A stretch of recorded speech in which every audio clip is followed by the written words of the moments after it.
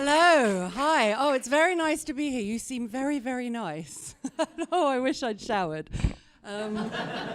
Alas, no. Now, firstly, before I start, I'm just going to pop this out the way over here. I have to do that. I went to an all-girls school, so, just don't like it when there's anything thinner than me. I know that's not super feminist. I get that, but it's just the way I was raised, I'm not proud of it, but if I'm on stage and I see something thinner than me and I'm not proud of it, but I will start making up rumors, about how she's a complete bitch or, how she got fingered one time, whatever.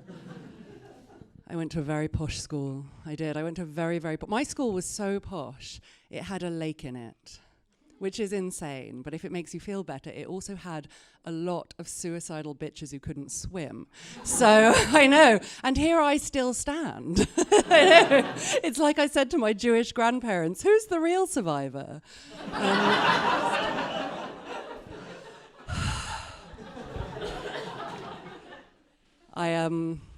I think maybe for a Jew I might do a one too many Holocaust jokes, I think. I'm not sure, but I did have a weird incident recently. I was doing a little bit of a longer show and I was sort of just getting into it, and then I was chatting a bit to the audience, and it transpired there was a German man on the front row, and I felt guilty, which is definitely the wrong way round. And I mean, isn't it? It just is. And it was horrible. I was trying to perform, but every time I had one of my Jewish jokes, I would check to see if he was okay. It was a very strange vibe in the room. And afterwards, the whole day, I felt anxious and upset and weird, like I'd offended him. And then a little bit later, I got a tweet from him. It was so nice. I won't do the accent. It said, not because I can't, but because it's rude. And the tweet was so nice. It just said, "Hey, Andrea, really enjoyed the show." And I was like, oh my God, what a relief.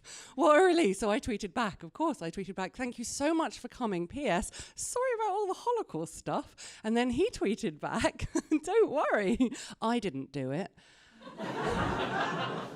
And I was like, oh my God. So I tweeted back, "No, of course not. Your grandparents did." And suffice to say, we unfollowed each other. But it was still fun. I'm recently a single lady, which is fine. It's fine. I was dating a polyamorous man, which is never a great thing if you yourself are not polyamorous, because you just sort of are like, oh, is it cheating or is it's not? Because you say it's not, but it kind of is, isn't it? Because polyamory is very simple. It just means you want to date me and fuck loads of other people. And I'm like, well, just call it cheating. But he didn't, and I'm not a polyamorous. That was the main problem. I'm not a polyamorous at all. I'm a monogamist. That means I like to have sex once a year, and I know, like to, and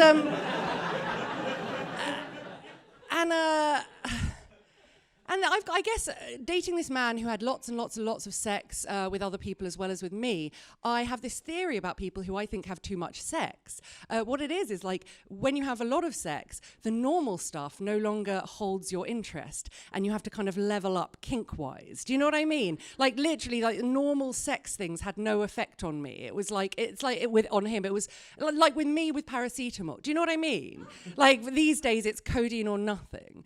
I know we're all turning into my mother, and so he started asking for all these like sex things that I did not want to do. He wanted to do like disgusting stuff, like pissing on each other. I know, or like anal sex, or kissing directly on the mouth. And I'm sorry. Like, I don't care how fit you are. I'm not going to do any of that dirty shit. I am very straight-laced. I like everything quick and dry. Do you know what I mean? You know what I mean, like a Dyson Airblade, just hands in, hands out, just don't touch the sides, they're dirty. And is it just me? God damn it. And And so he asked, basically what happened was he asked for a thing I really didn't want to do, and it was sort of the beginning of the end. And the thing that he asked me to do was a little thing called dirty talk. Now, obviously, some of you will do that, and that's fine. It's not like the kinkiest thing in the world, but it is something that I very much don't want to do. I don't want, it's weird and it's intimidating, and I don't want to fucking do it. Like, I don't want to talk at all during sex. I think sex should be silent. No? Like a graveyard. My mum had this wonderful saying when I was growing up, if you can't hear your knees click, what's the point? And I really think it applies here. So he asked for dirty talk, and of course I said yes, because I'm insecure. I'm always so scared that if I say no, someone will leave. So I said yes, and then again, same as before, just spent the whole day worrying about it. And I said to a friend, I'm really worried about this dirty talk business. And she said, well, why don't you just turn that yes into a no? It's 2019. And I'm like, oh, I was born in the 80s. Consent's still kind of a pipe dream. And do you know what I mean? That's for the younger girls. And but I thought I could do it. I could probably do it. I could probably just say no. And then I had a little thought. I was like, I could say no, or I could work out how to make dirty talk so fucking weird he will never ask for it again. And I chose that because I'm an artist. So I thought long and hard about it. I've got quite a lot of time to think long and hard about things that aren't important because I am a freelancer. That's middle class for unemployed. And so I did. I thought about it. And here's what you do. This is how you get out of dirty talk by making it weird. It's very, very simple. All you need to do is take a very, very traditionally sexy word, like the word wet. I know, it's so sexy. And then all you do is you just swap it for the word damp.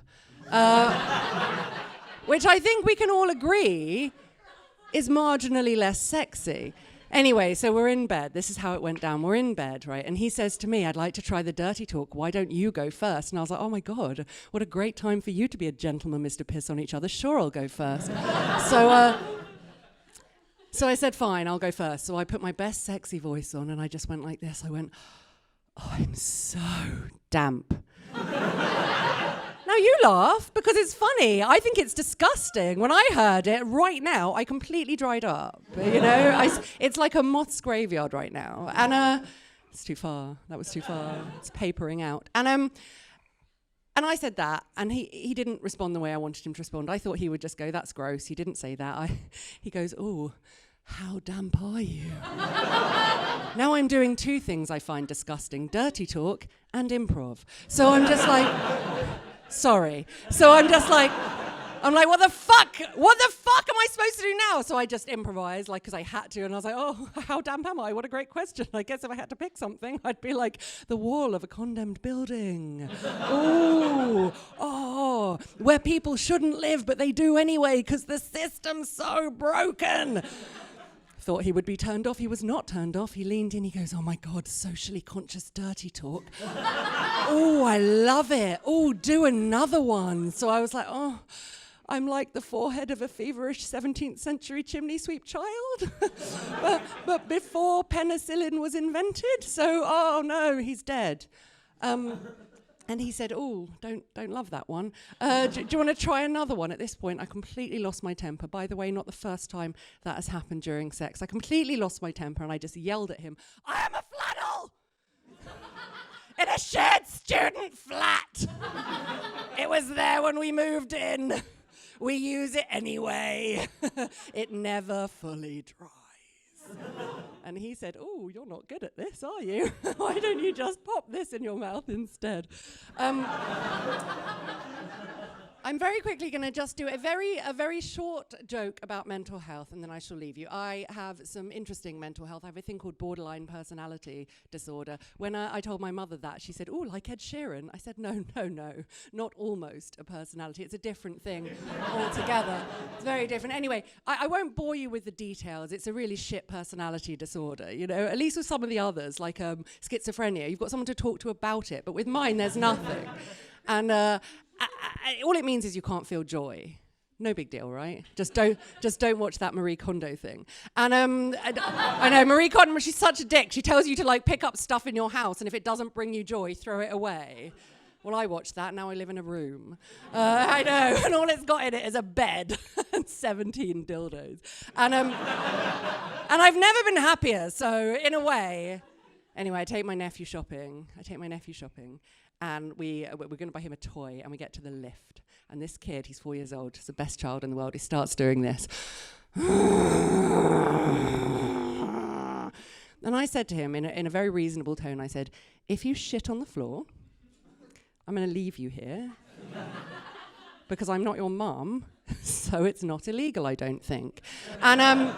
And it turned out what was happening was he was so excited to press the button on the lift that he couldn't contain it in his tiny little body, that too much joy was spilling out and he had to let it out. And I got jealous. I was like, bloody hell, I haven't felt that happy in ages. I don't feel joy like that. What will it take for me to feel joy like that? So I pressed the button first. Guys, he cried and cried and cried.